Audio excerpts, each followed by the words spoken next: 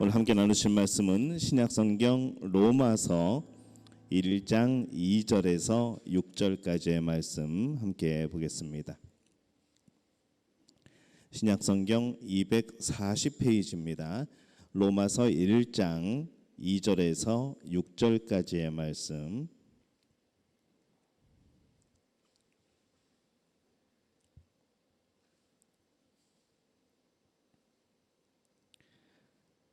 로마서 1장 2절에서 6절까지 우리 한 목소리로 함께 봉독합니다. 이 복음은 하나님이 선지자들을 통하여 그의 아들에 관하여 성경에 미리 약속하신 것이라. 그의 아들에 관하여 말하면 육신으로는 다윗의 혈통에서 나셨고 성결의 영으로는 죽은 자들 가운데서 부활하사 능력으로 하나님의 아들로 선포되셨으니 곧 우리 주 예수 그리스도시니라. 그로 말미암아 우리가 은혜와 사도의 직분을 받아 그의 이름을 위하여 모든 이방인 중에서 믿어 순종하게 하나니 너희도 그들 중에서 예수 그리스도의 것으로 부르심을 받은 자니라. 아멘. 할렐루야. 하나님의 은혜가 오늘 이 밤에 또 오프라인으로 온라인으로 또 기도의 자리로 나온 여러분들에게 함께 하시기를 예수님의 이름으로 축원합니다. 계속해서 로마서 말씀을 가지고 함께 은혜를 나누고 있습니다. 이 로마서가 워낙 이 복음의 진수를 담고 있기 때문에 사실 한 구절 한 구절 한 단락 한 단락이 참 깊은 의미를 가지고 있습니다. 굉장히 철학적이고 굉장히 논리적이고 그 안에는 이 단어 하나에 정말 그 이 편지를 받는 사람들이 느낄 수 있는 그런 깊은 의미들이 들어가 있는 것이죠. 우리가 5절에 보면은 그로 말미암아 우리가 은혜와 사도의 직분을 받아 그의 이름을 위하여 모든 이방인 중에서 믿어 순종하게 하나니 이렇게 말씀을 합니다. 이 복음이라는 것은 종교와는 좀 다릅니다. 그 차이는 다음과 같죠. 이 첫 번째로 복음은 하나님이 주신 겁니다. 이 복음은 기쁜 소식, 구원의 소식으로서 인간이 만든 것이 아니고 하나님께로부터 말미암아 온 것이죠.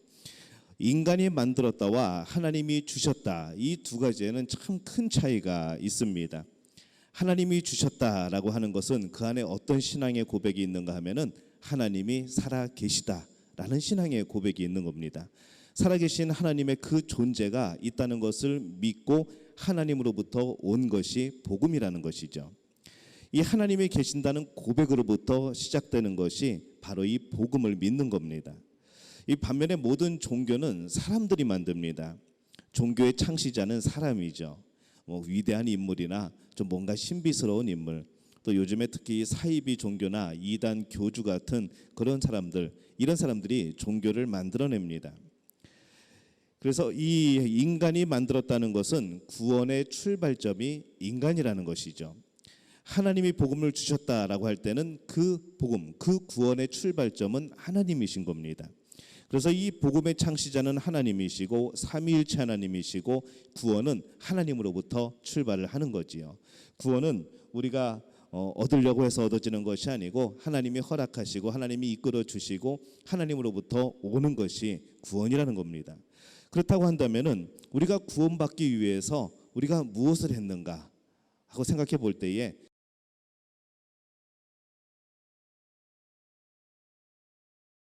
그리스도를 믿고 하나님의 아들로 믿고 그가 내 죄를 대신하여 십자가에 못 박혀 돌아가시고 다시 살아나신 것을 믿으면 하나님이 구원을 주시는 겁니다. 바로 모든 구원이 하나님으로부터 우리에게 주어지는 그런 역사입니다. 이 복음은 종교와는 또 다른 차이를 가지고 있습니다. 무엇인가 하면은 구원의 영원성입니다. 많은 종교가 내 노력에 따라서 그 효력이 달라집니다. 많이 공을 들이고 많이 지성을 들이면은 뭔가 복을 받는다고 생각하죠. 그 복을 받기 위해서 더 많은 지성을 들이고 더 많은 노력을 합니다. 내 공로이죠. 내가 많이 하면 많이 할수록 복을 받는 겁니다. 그런데 이 복음은 예수 그리스도를 믿으면 구원을 받습니다. 그런데 이 구원은 내 노력 여하에 따른 것이 아니고 영원히 우리에게 주어지는 하나님의 은혜인 것이죠. 누구도 또 그것을 바꿀 수가 없습니다. 이처럼 어떤 종교도 한 번 믿음으로써 이런 역사가 일어나는 그런 종교는 없습니다. 그래서 이 복음은 기쁜 소식인 것이죠. 복음은 우리를 살게 하는 생명의 소식입니다.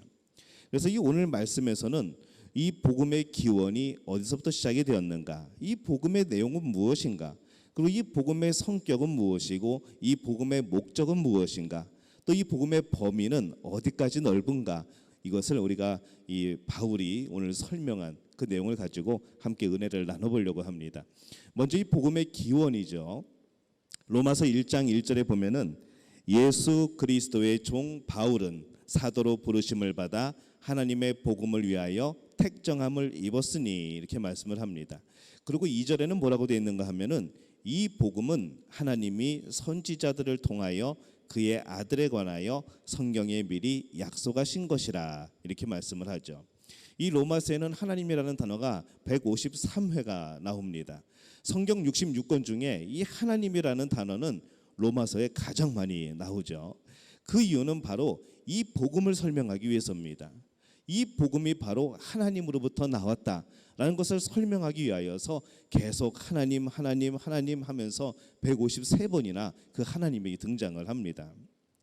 이 복음은 하나님으로부터 나온 은혜의 복음이라는 그 사실을 깨달은 이 바울이 감격스러워서 로마서 11장 33절에 이렇게 그가 고백을 합니다. 깊도다 하나님의 지혜와 지식의 풍성함이요 그의 판단은 헤아리지 못할 것이며 그의 길은 찾지 못할 것이로다. 정말 이 복음, 하나님이 주신 이 복음에 감격스러워서 하는 바울의 고백인 것이죠. 이 하나님은 인간이 범죄한 후에 벌을 내시기 전에 인간을 구원하시려고 메시아, 곧 이 그리스도를 이 땅에 보내고자 계획을 하십니다. 그 약속이 어디에 기록이 되어 있을까요? 창세기에 기록이 되어 있습니다. 창세기 3장 15절에 보면은 내가 너로 여자와 원수가 되게 하고 내 후손도 여자의 후손과 원수가 되게 하리니 여자의 후손은 내 머리를 상하게 할 것이요 너는 그의 발꿈치를 상하게 할 것이니라, 이렇게 말씀을 합니다. 이 복음을 기초로 하여서 이 하나님의 구원의 계획은 점점 더 구체적으로 밝혀집니다. 하나님은 이 아브라함의 그 후손으로 말미암아 천하 만민이 복을 받을 것이라고 말씀을 하죠. 아브라함 이야기를 하고 있지만은 그 안에 예수 그리스도, 그 후손에서 이 바로 우리를 구원할 자 예수 그리스도가 나타나는 것을 바로 미리 말씀을 하고 계십니다. 그리고 그 예수 그리스도가, 그 메시아가 누굴 통하여 오시는가, 더 구체적으로 유다 지파를 통하여서 메시아를 보내주시겠다고 하나님은 약속을 합니다. 그리고 이 다윗의 가문에서 메시아가 나온다고 말씀을 하죠. 더 나아가서 동정녀를 통하여서 이 메시아가 올 것이라고 말씀을 합니다. 뿐만 아니라 이 메시아가 어디로 올 것인가, 그 장소까지도 나타내시죠. 베들레헴에 태어나실 것이다 라고 하나님이 성경 말씀을 통하여서 예언을 말씀해 주십니다. 메시아가 선지자이고 왕이시고 우리를 구원할 이 메시아라고, 또 이방을 비추는 빛이라고, 이처럼 이 하나님은 각 선지자들을 통하여서 메시아의 탄생 장소, 탄생 방법, 그리고 그 사역이 무엇인가를 자세하게 기록을 하고 있습니다. 그래서 이 성경은 하나님으로부터 출발을 합니다. 그렇기 때문에 완전하고 영원한 말씀이 바로 이 하나님의 말씀인 것이죠. 이 성경은 하나님의 선지자들이 계시와 영감을 받아서 기록을 합니다. 근데 이 계시는 무엇인가 하면은 가리워져 있던 것을 치워서 그 안에 있는 실체를 보여주는 것을 계시라고 합니다. 그러면 영감이라는 것은 무엇인가 하면은 있는 사실들을 진술하고 표현하는 것을 영감이라고 하죠. 그래서 이 성경은 하나님의 계시 그리고 하나님의 영감으로 만들어진, 그런 쓰여진 그런 책입니다. 그래서 이 성경, 이 하나님의 말씀은 우리 삶의 원리가 되고 표준이 되고, 또 우리는 성경의 원리대로 살아야 되고, 설교를 할 때에도 이 성경의 그런 원리에 나와야 되는 것이고, 성경 해석도 성경으로 해야 되는 것이고, 이 구약 성경이 메시아의 약속의 말씀이라면은 이 신약 성경은 구약 성경의 성취이고 완성입니다. 예수님이 이 땅에 오시고 영원한 하나님의 나라가 이 땅에 온다는 것을 말씀하는 것이죠. 우리가 이 복음의 이제 내용을 보면은 로마서 1장 2절에서 3절을 보면은 이렇게 말씀을 합니다. 이 복음은 하나님이 선지자들을 통하여 그의 아들에 관하여 성경에 미리 약속하신 것이라. 그의 아들에 관하여 말하면 육신으로는 다윗의 혈통에서 나셨고 이렇게 말씀을 합니다. 예수님을 그의 아들이라고 표현을 하죠. 왜 예수 그리스도를 그의 아들이라고 표현하는가? 단순하게 생각하면 하나님의 아들이기 때문에 그의 아들이라고 표현하는 겁니다. 근데 정말 그것이 다일까요? 이 성경은 분명히 성경을 읽는 대상자가 있습니다. 우리 모두가 이 성경 말씀을 읽는 대상자지요. 하지만 이 당시에 이 성경 말씀을 기록을 할 때의 대상자는 따로 있었습니다. 로마서는 로마에 있는 교인들에게 보내는 그런 편지입니다. 이 성경의 저자들을 보면은 이 헬라 문화의 배경이 되는 사람에게는 메시아를 뭐라고 불렀는가 하면은 요한복음에서 보듯이 로고스라고 불렀습니다. 로마 문화 배경의 사람들에게는 제일 익숙한, 항상 식민지가 많았었기 때문에 주인과 종의 관계를 통하여서 바로 예수님을 주라고 불렀죠. 근데 이 유대 히브리 문화의 배경에는 이 예수님을 바로 주라고 불렀습니다. 아도나이라는 단어를 썼죠. 그리고 이 히브리 사람들이 가장 많이 사용하는 단어가 바로 아들이라는 그런 단어였습니다. 메시아를 지칭할 때 바로 이 아들이라는 단어를 쓴 것이죠. 그래서 이 아들은 메시아 곧 예수님을 지칭을 합니다. 이 어떤 문화에 있느냐에 따라서, 그들이 어떤 상황에 있느냐에 따라서 예수님을 뭐로 지칭하느냐, 그것에 따라서 더 자세하게 또 자기네 문화에 맞게 예수님을 이해할 수 있는 그런 방법을 사용한 겁니다. 그래서 이 로마서를 받아보는 사람들은 비록 로마에 살고 있지만은 대부분이 유대인들입니다. 히브리 그리스도인들이었기 때문에 이 바울이 예수 그리스도를 가리켜 아들이라고 했을 때, 그의 아들, 하나님의 아들 메시아, 우리가 기다리던 메시아라고 금방 이해를 하는 것이죠. 그래서 이 복음의 내용은 바로 그의 아들, 바로 예수 그리스도에 대한 내용입니다. 복음은 예수 그리스도가 그 내용이 되는 겁니다. 그렇다면 오늘 이 바울이 전하는 예수 그리스도는 어떤 분이신가라고 할 때에 3절에 보면은 육신으로는 다윗의 혈통에서 나신 예수님이라고 말씀을 합니다. 이 다윗의 혈통에서 나셨다라는 말을 가만히 생각을 해보면은 그 안에는 세 가지의 뜻이 담겨져 있죠. 첫 번째는 하나님이 약속하신 그 메시아라는 뜻입니다. 다윗의 혈통에서 메시아가 탄생할 것이라고 많은 선지자들 통하여서 예언을 했습니다. 바로 그 메시아라는 거죠. 둘째로 이 메시아가 다윗의 왕권을 계승한 진정한 왕이라는 겁니다. 세 번째는 예수 그리스도께서는 완전한 인간으로 성육신하셨다는 겁니다. 그래서 이 세 가지의 내용을 우리가 기억하면서 이 성결의 영으로 하나님의 아들로 바로 선포되신 예수님을 또 우리가 생각할 수 있는 거죠. 4절에 보면은 성결의 영으로는 죽은 자들 가운데서 부활하사 능력으로 하나님의 아들로 선포되셨으니 곧 우리 주 예수 그리스도시니라 이렇게 말씀을 합니다. 이 죽은 자들 가운데서 부활하심으로 하나님의 아들로 선포되셨다라는 말은 예수님이 취하신 모양이 달라졌다는 겁니다.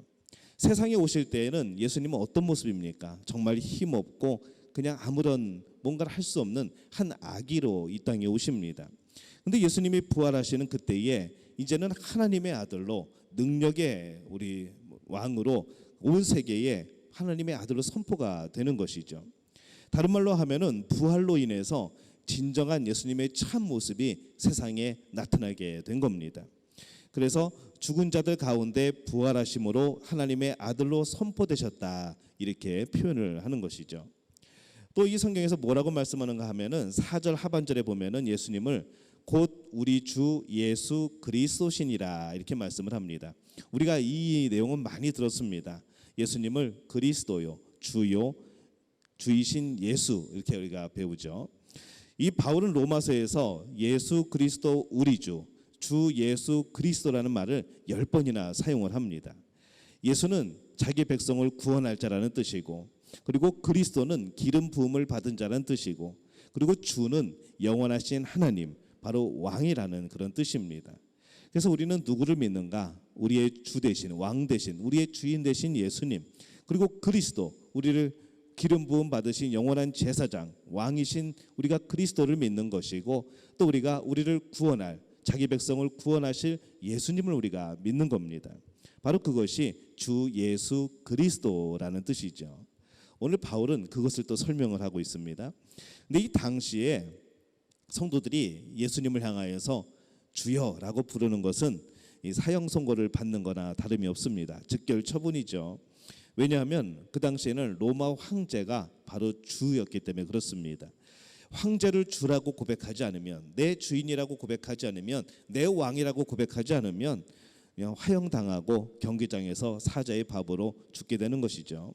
특히 이 네로 황제, 도미티안 황제, 줄리안 황제 때에는 너무나 이것이 황제 숭배 사상이 극에 달했던 그런 시기입니다. 그런 환경에서도 이 초대교회 성도들은 목숨을 걸고 예수님을 주, 나의 왕이라고 그렇게 고백을 합니다. 이 복음의 성격은 무엇인가 우리가 하게 될 때에 로마서 1장 5절에 보면은 이 복음의 성격이 나옵니다. 그로 말미암아 우리가 은혜와 사도의 직분을 받아 그의 이름을 위하여 모든 이방인 중에서 믿어 순종하게 하나니, 이렇게 말씀을 합니다. 이 바울은 우리가 예수 그리스도로 말미암아 은혜와 사도의 직분을 받았다고 말씀을 하죠. 이 은혜가 뭡니까? 아무 공로 없이 받은 은총을 말합니다. 내가 받을 자격이 없는데 하나님이 주시는 것, 이것이 은혜입니다. 반대로 국률은 뭘까요? 내가 감당해야 되는데 하나님이 제하여 주신 것, 없게 해주신 것이 국률입니다. 은혜는 내가 아무런 공로가 없지만은 하나님이 그래도 주시는 겁니다. 이것이 바로 은혜이죠. 근데 이 은혜를 받은 사람에게는 반드시 사도의 직분이 있습니다.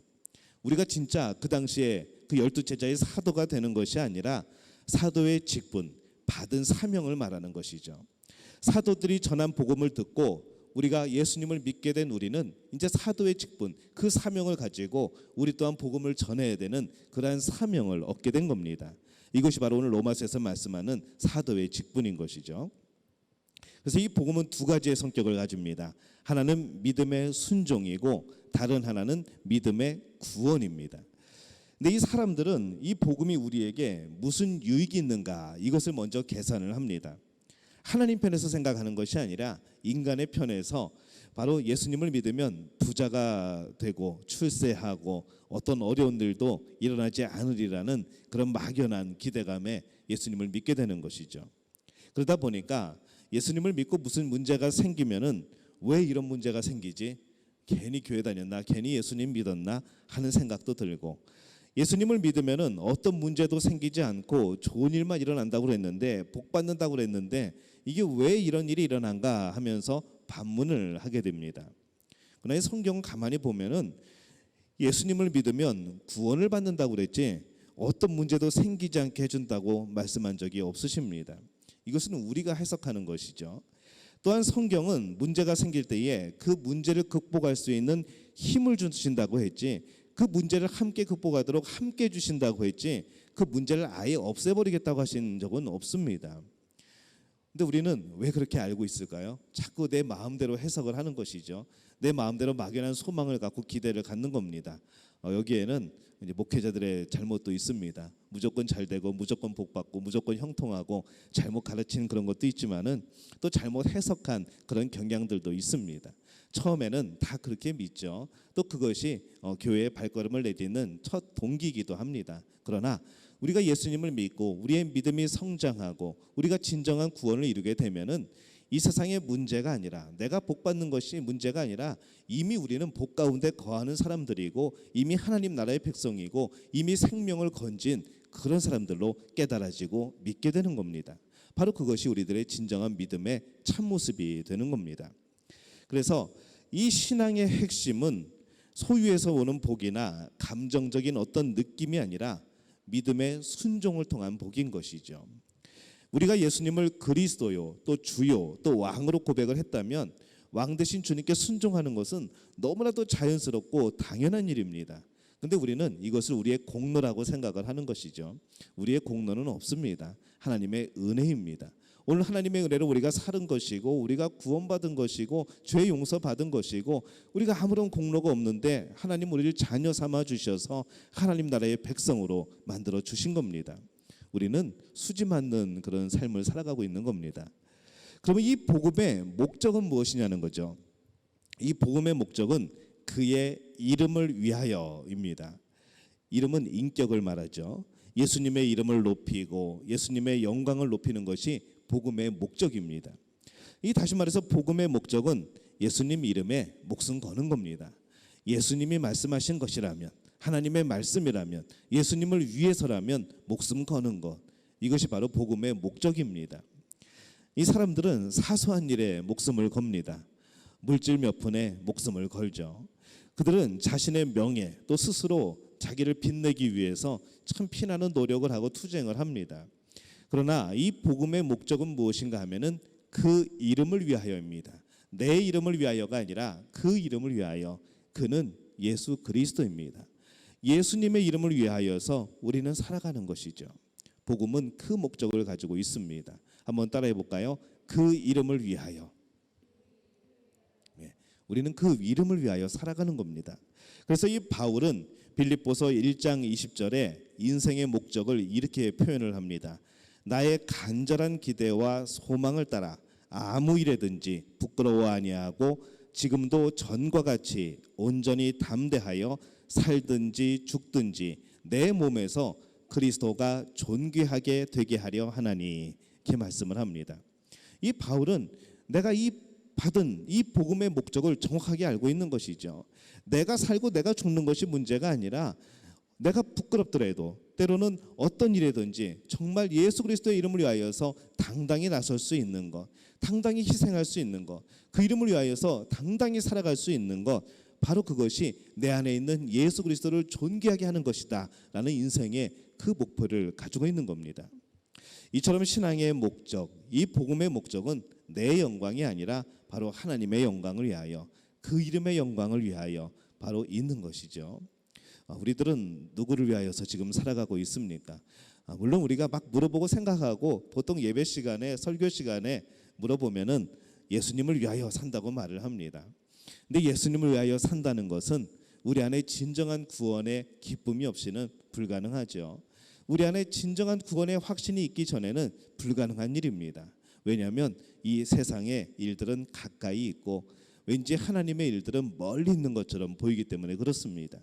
근데 정말 우리를 살게 하는 일은 무엇인가? 우리를 복되게 하는 일은 무엇인가? 우리가 영원히 가질 수 있는 그것을 얻게 하는 바로 그 일은 무엇인가 하게 될 때에 그것은 가까이 있는 세상의 일이 아니고 바로 하나님의 일이라는 것, 영원한 천국의 일이라는 것, 하나님 나라를 위하여서 그 아들 예수 그리스도를 위하여서 살아가는 그 일이 진정으로 우리에게 남고 우리에게 복이라는 것을 우리가 성숙한 신앙 속에서 깨달을 수가 있는 겁니다.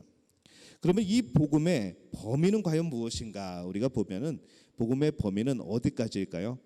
모든 이방인까지입니다. 그냥 온 세계가 복음의 바로 범위입니다. 복음은 특정인에만 필요한 것이 아닙니다. 남녀노소, 국경을 불구하고 신분의 고하를 막론하고 모두가 필요한 것이죠. 이 세상에 복음을 필요로 하지 않는 사람은 한 명도 없습니다. 그러나 정말 소수만이, 정말 적은 사람들만이 이 복음의 필요성을 느끼고 이 복음을 붙들고 그 복음 속에서 길을 찾고 생명을 얻게 됩니다. 그래서 이 복음을 알리는 것이 필요한 것이죠. 이 복음을 전하는 것이 필요한 겁니다. 복음의 기원은 하나님이십니다. 하나님으로부터 그 복음은 나왔습니다. 복음의 내용은 하나님의 아들 주 예수 그리스도입니다. 이 복음의 성격은 믿음의 구원과 믿음의 순종입니다. 복음의 목적은 그 이름을 위하여입니다. 제가 지금 전한 말씀을 요약해 드린 겁니다. 한번 더 해드릴까요? 복음의 기원은 하나님, 복음의 내용은 주 예수 그리스도, 복음의 성격은 믿음의 구원과 믿음의 순종, 복음의 목적은 그 이름을 위하여, 복음의 범위는 온 세상 사람들. 그렇게 우리는 이 로마서의 오늘 2절부터 6절까지의 말씀을 그렇게 해석하는 것이죠. 여러분의 모습은 어떻습니까? 여러분은 복음을 어디서 온 거라고 믿고 사셨습니까? 복음의 내용은 여러분 확실하게 알고 믿고 있습니까? 이 복음의 성격이 어떤 것이라는 것, 내가 무엇을 하고 내가 무엇을 확실하게 믿어야 되는지 여러분 그것을 생각하십니까? 이 복음의 목적은 바로 그 이름을 위하여, 내 이름을 위하여 사는 것이 아니라 바로 예수 그리스도의 이름을 위하여 살아가시라는 것을, 오늘 그것을 여러분 확신하고 그렇게 또 살아가고 계십니까? 우리가 복음을 듣고 있지만, 복음을 마음에 새기고 있지만, 복음대로 살아가며 그 복음을 전한다고 하지만은 우리가 정말 그 복음을 알고 있느냐라고 물어볼 때에 우리는 참 부족한 것을 느끼게 되지요. 오늘 우리가 이 복음을 로마서 1장 2절에서 6절까지의 말씀한 이 복음의 내용을 마음속에 깊이 새기고 정말 복음에 합당한 자로 하나님이 기뻐하시는 삶의 모습으로 살아가는 우리 믿음의 가족들이 되어지시기를 예수님의 이름으로 축원합니다.